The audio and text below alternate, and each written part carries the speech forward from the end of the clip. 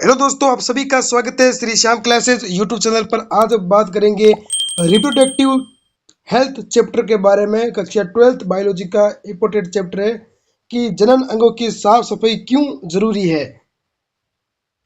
अध्याय परिचय देखते हैं फिर।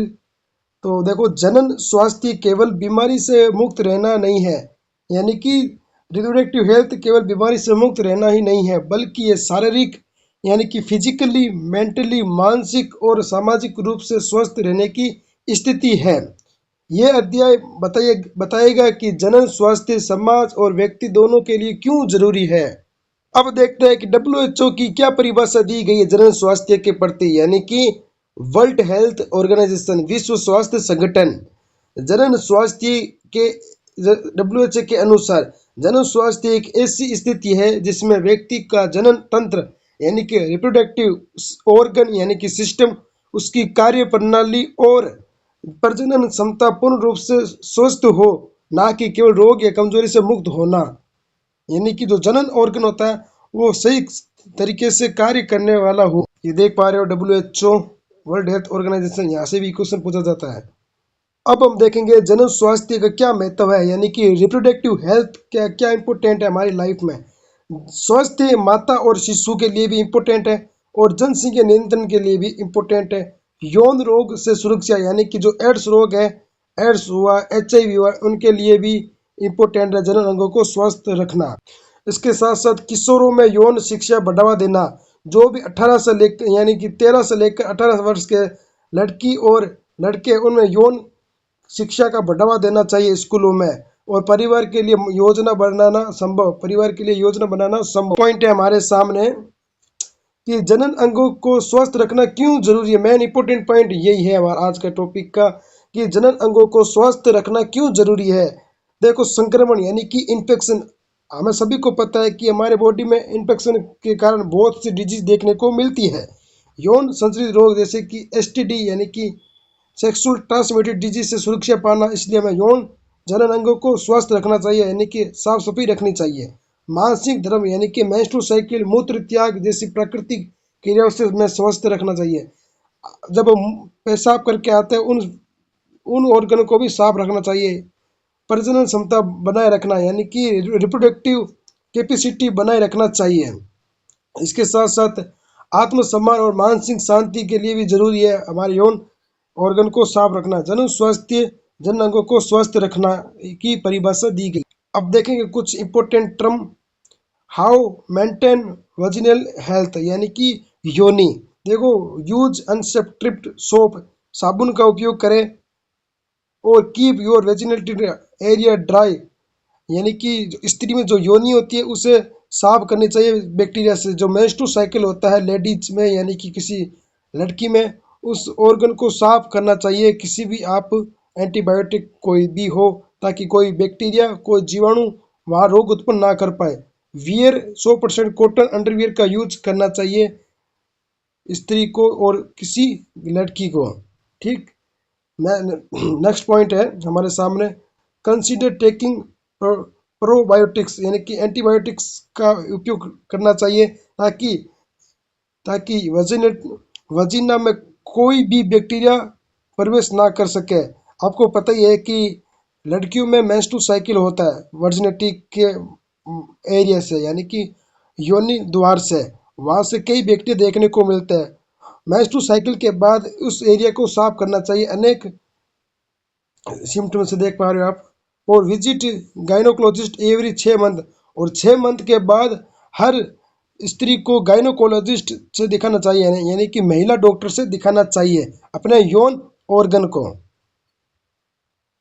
नेक्स्ट पॉइंट है हमारे सामने प्यारे दोस्तों, जनन अंगों की साफ सफाई कैसे करें। प्रतिदिन साफ पानी से धोना चाहिए जनन अंगों को, यानी कि पेनिस को और वजाइना को।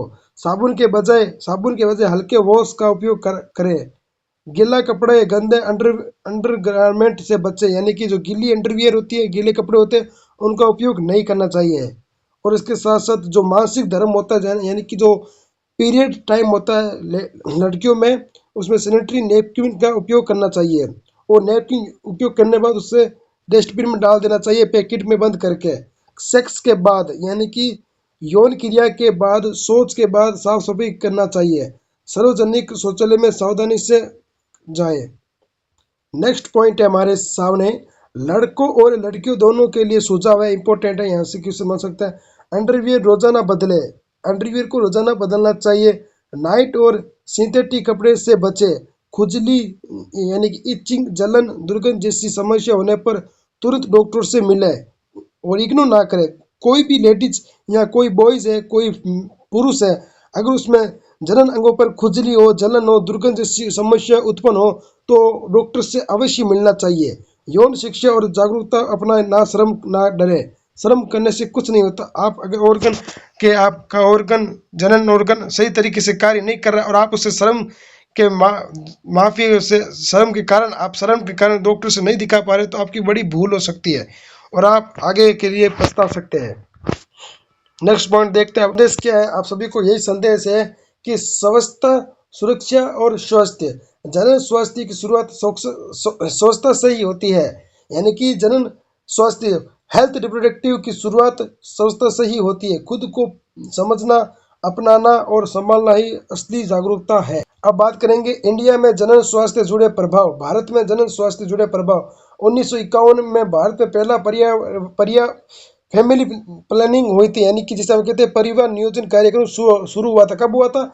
1951 में। और 1997 में RCH यानी कि रिप्रोडक्टिव चाइल्ड हेल्थ कार्यक्रम लागू हुआ, जिसे परिवार कल्याण के नाम से भी जाना जाता है। इससे इससे हमारे दो नारा दिया था। MTP क्या होती है? गर्भ समापन को कानून दर्जा दिया गया था। जनसंख्या नीति, टीकाकरण अभियान, लैंगिक जागरूकता। MTP की फुल फॉर्म देख लेते हैं, मेडिकल ट्रांसमिशन ऑफ प्रेगनेंसी कहा जाता है। ये यहाँ से भी क्वेश्चन बन सकता है आपका, इंपोर्टेंट। नेक्स्ट पॉइंट है हमारे सामने, जनसंख्या वृद्धि और चुनौतियां। भारत में जनसंख्या 140 करोड़ हो चुकी है। सीमित संसाधन, बेरोजगारी, भूख, स्वास्थ्य सेवा पर बोझ। IMR शिशु मृत्यु दर, MMR मातृ मृत्यु दर, जनसंख्या नियंत्रण और राष्ट्रीय स्वास्थ्य कुंजी। अब हम बात करें कि जनन स्वास्थ्य में सामुदायिक योगदान क्या दिया गया है। यौन शिक्षा, यानी कि यौन शिक्षा को बढ़ावा देना चाहिए स्कूलों में। सही उम्र में विवाह करना चाहिए, जैसे 18 से लेकर लड़की की 18 उम्र, लड़के की 21 उम्र में विवाह कर देना चाहिए। स्वस्थ और पोषण, अच्छा पोषण करना चाहिए और स्वस्थ रहना चाहिए। प्रसव यानी कि प्राचुरेशन के द्वारा देखभाल करना चाहिए, यानी कि घर पर किसी स्त्री की प्रेगनेंसी नहीं करानी चाहिए। हॉस्पिटल में चिकित्सा के अंतर्गत ही किसी भी स्त्री की प्रेगनेंसी करानी चाहिए। गर्भ निरोधक तरीकों को अपनाना चाहिए, गर्भ निरोधक तरीके को जानकारी होनी चाहिए। अब हमारे पास MCQ। WHO के अनुसार जनन स्वास्थ्य किसका संकेत है? शरीर, मानसिक और सामाजिक स्वास्थ्य है। नेक्स्ट MCQ है, भारत में परिवार नियोजन कार्यक्रम कब शुरू हुआ था? 1951 में भारत में परिवार नियोजन कार्य शुरू हुआ था। इंपोर्टेंट MCQ आ सकता है आपके एग्जाम। नेक्स्ट क्वेश्चन है, RCH का पूर्ण नाम क्या है? तो reproductive and child health care. Next MCQ है, जनन स्वास्थ्य के क्या लक्ष्य है?